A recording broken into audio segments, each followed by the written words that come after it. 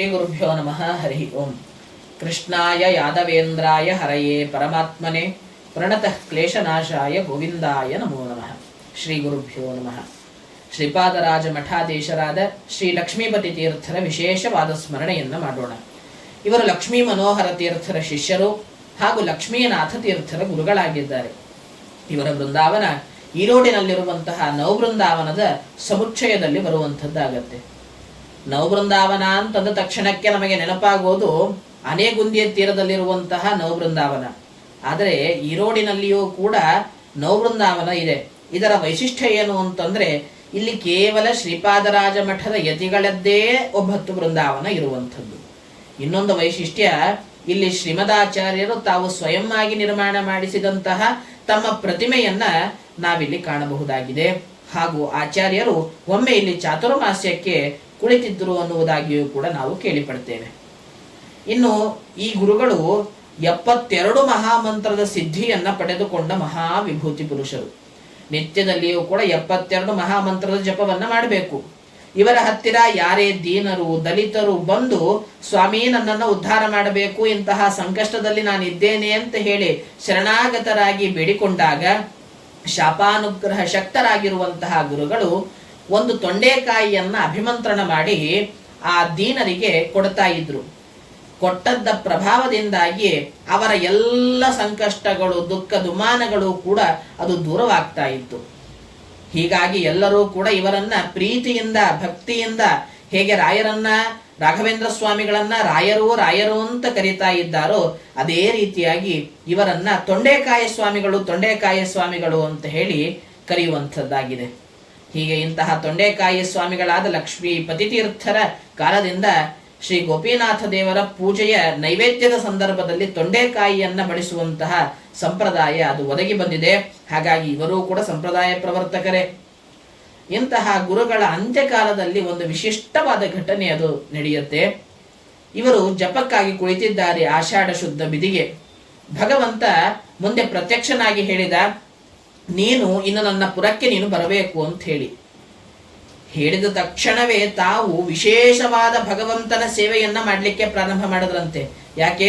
ಮಹಂತಸ್ಥೇ ಸಮಚಿತ್ತ ಪ್ರಶಾಂತ ವಿಮನ್ಯವ ಸುಹೃದ ಸಾಧವೋಯೇ ಎಂಬುವಂತಹ ಭಾಗವತದ ಮಾತು. ಯಾವ ಸಮಯದಲ್ಲಿ ಆದರೂ ಕೂಡ ಚಿತ್ತವನ್ನ ಸಮವಾಗಿಟ್ಟಿರಬೇಕಂತೆ. ದುಃಖ ಇರಬಹುದು, ಸುಖ ಇರಬಹುದು. ಸುಖವಾಗಲಿ ಬಹು ದುಃಖವಾಗಲಿ ಸಖ ನೀನಾಗಿರು ಪಾಂಡುರಂಗ. ಹಾಗೆ ಇನ್ನೇನು ನನ್ನ ದೇಹವನ್ನು ನಾನು ತ್ಯಾಗ ಮಾಡ್ತೇನೆ ಅಂತ ಹೇಳಿ ಆ ದುಃಖಕ್ಕೆ ಒಳಗಾಗ್ಲಿಲ್ಲ. ಸಂತತಂ ಚಿಂತೆಯೇನಂತಂ ಅಂತ್ಯಕಾಲೇ ವಿಶೇಷತಃ. ಅಂತಹ ಅಂತ್ಯಕಾಲದಲ್ಲಿ ಭಗವಂತನ ವಿಶೇಷವಾದ ದಶಾವತಾರದ ಸ್ಮರಣೆಯನ್ನ ಮಾಡ್ತಾ ಮಾಡ್ತಾ ಮಾಡ್ತಾ ಇರಬೇಕು ಅನ್ನೋ ಇಚ್ಛೆಯಿಂದ ಶಿಲ್ಪಿಯನ್ನ ಕರೆಸ್ತಾರೆ. ಹೇಳಿದರು, ಇನ್ನು 10 ದಿನದಲ್ಲಿ ನಾನು ಪ್ರಯಾಣವನ್ನ ಮಾಡ್ತೇನೆ. ಹಾಗಾಗಿ ನನ್ನ ಬೃಂದಾವನದ ಮೇಲೆ ದಶಾವತಾರದ ಚಿತ್ರಣವನ್ನ ನೀನು ಮೂಡಿಸಬೇಕು ಅಂತ ಹೇಳಿದಾಗ ಆ ಗುರುಗಳ ಆಜ್ಞೆಯನ್ನ ಸ್ವೀಕಾರ ಮಾಡಿ ಶಿಲ್ಪಿ ತನ್ನ ಕಾರ್ಯವನ್ನ ಪ್ರಾರಂಭ ಮಾಡುತ್ತಾನೆ. 4ನೇ ದಿನ ನರಸಿಂಹಾವತಾರದ ಕೆತ್ತನೆಯನ್ನ ಮುಗಿಸಿದ್ದಾನೆ. ಮುಗಿಸಿ ಇನ್ನೇನು ಮನೆಗೆ ಹೊರಡಬೇಕು ಅನ್ನೋ ಸಂದರ್ಭದಲ್ಲಿ ಆ ಶಿಲ್ಪಿಯ ಮಗ ಹಾವನ್ನ ಕಚ್ಚಿಸಿಕೊಂಡು ಹತನಾಗಿದ್ದಾನೆ, ಮೃತನಾಗಿದ್ದಾನೆ ಅನ್ನುವಂತಹ ವಿಚಾರ ಗೊತ್ತಾಯಿತು. ಗೊತ್ತಾದಾಗ ಎಲ್ಲ ಕಾರ್ಯಗಳನ್ನು ಸಂಕೋಚ ಮಾಡಿ ಇನ್ನೇನು ಮೈಲಿಗೆ ನಾಳೆಯಿಂದ ಬರೋ ಹಾಗಿಲ್ಲ ಅಂತ ಹೇಳಿ ಹೊರಡುವ ಪ್ರಸಂಗ ಇರಬೇಕಾದ್ರೆ ಗುರುಗಳಲ್ಲಿ ಬಂದು ಕೇಳ್ತಾರೆ, ಏನ್ ಎಲ್ಲವನ್ನ ಮುಗಿಸಿ ಹೊರಡ್ತಾ ಇದ್ದಾನಲ್ಲ ಅಂತ ಹೇಳಿದಾಗ ಶಿಷ್ಯರು ಹೇಳ್ತಾರೆ, ಇಲ್ಲ ಸ್ವಾಮಿ, ಇವರ ಮಗ ತೀರು ಹೋಗಿದ್ದಾನೆ, ಅದಕ್ಕಾಗಿ ಇವರು ಹೊರಡ್ತಾ ಇದ್ದಾರೆ ಅಂತ ಹೇಳಿ. ಇಲ್ಲ, ಇದು ಗೋಪಿನಾಥ ದೇವನ ಸಂಕಲ್ಪ ಆಗಿದೆ, ಬೃಂದಾವನ ಇವನ ಕೈಯಿಂದಲೇ ಮಾಡಿಸಬೇಕು ಅಂತ ಹೇಳಿ ಅವನ ಆಜ್ಞೆ ಆಗಿದೆ, ಅವನ ಸಂಕಲ್ಪ ಅದು ಯಾವತ್ತಿಗೂ ಕೂಡ ವ್ಯರ್ಥವಾಗುವಂಥದ್ದಲ್ಲ ಅಂತ ಹೇಳಿ ತಾವು ಗರುಡ ಮಂತ್ರದ ಜಪವನ್ನ ಮಾಡ್ತಾರೆ. ಅಭಿಮಂತ್ರಿಸಿದ ತೀರ್ಥವನ್ನ ಆ ಶಿಲ್ಪಿಯ ಕೈಗೆ ಕೊಟ್ಟಾಗ ಅದನ್ನ ಅವನ ಮಗನ ದೇಹದ ಮೇಲೆ ಪ್ರೋಕ್ಷಣೆ ಮಾಡ್ತಾನೆ. ಬಾಯಿಯಲ್ಲಿ ಸ್ವಲ್ಪ ತೀರ್ಥವನ್ನ ಹಾಕಿದಾಗ ಮೂರ್ಛಿತನಾದ ಮಗ ಎದ್ದು ನಿಲ್ತಾನೆ. ಈ ರೀತಿಯಾಗಿ ಎದ್ದು ನಿಂತಹ ಮಗ ಆ ಮಗನ ದೇಹದಲ್ಲಿ ಮತ್ತೆ ಚೈತನ್ಯವನ್ನ ಕಂಡು ಸಂತುಷ್ಟನಾಗಿ ಬಂದು ಕಾರ್ಯವನ್ನ ಪ್ರಾರಂಭ ಮಾಡ್ತಾನೆ. ಕಾರ್ಯ ಮುಗಿಸುವಷ್ಟರಲ್ಲಿಯೇ ದಶಾವತಾರದ ಕೆತ್ತನೆಯನ್ನೂ ಮುಗಿಸಿದ್ದಾನೆ. ಅದೇ ರೀತಿಯಾಗಿ 4 ದಿಕ್ಕುಗಳಲ್ಲಿಯೂ ಕೂಡ ಸರ್ಪದ ವಿಶೇಷವಾದ ಕೆತ್ತನೆಯನ್ನ ಮಾಡಿದ್ದಾನೆ. ಯಾಕೆ ಅಂತಂದ್ರೆ ಆ ಸರ್ಪದ ವಿಷವನ್ನ ನಿವಾರಣೆ ಮಾಡಿದ ಗುರುಗಳು ಇವರು ಅಂತ ಹೇಳಿ ತೋರಿಸೋದಕ್ಕಾಗಿ. ಹಾಗೂ 4 ದಿಕ್ಕುಗಳಲ್ಲಿಯೂ ಕೂಡ ಒಟ್ಟು 8 ಆನೆಗಳಿದೆ. ಅಷ್ಟ ದಿಗ್ಗಜಗಳನ್ನ ಅಂದ್ರೆ ಪ್ರತಿವಾದಿಗಳನ್ನ ಗೆದ್ದ ಮಹಾವಿಭೂತಿ ಪುರುಷರು ಅಂತ ಹೇಳಿ ತೋರಿಸೋದಕ್ಕಾಗಿ 8 ಆನೆಗಳ ಚಿತ್ರಣವನ್ನ ಮಾಡಿದ್ದಾನೆ. ಅದೇ ರೀತಿಯಾಗಿ ಉತ್ತರ ದಿಕ್ಕಿನಲ್ಲಿ ಒಂದು ದ್ವಾರ. ಆ ದ್ವಾರ ಏನನ್ನ ಪ್ರತೀಕಿಸುತ್ತೆ ಅಂತಂದ್ರೆ ವೈಕುಂಠದ ದ್ವಾರವನ್ನ. ಇವರು ಮಹಾತ್ಮರು ಅಂತ ಹೇಳಿ ಯಾರು ಇವರ ವಿಶೇಷವಾದ ಸ್ಮರಣೆಯನ್ನ ಮಾಡ್ತಾರೋ ಅವರಿಗೆ ವೈಕುಂಠದ ಬಾಗಿಲೇ ತೆರೆದುಕೊಳ್ಳತ್ತೆ. ನೋಡಿ, ಇಲ್ಲಿ ವೈಕುಂಠದ ಬಾಗಿಲು, ಪಕ್ಕದಲ್ಲಿಯೇ ಕಾವೇರಿ.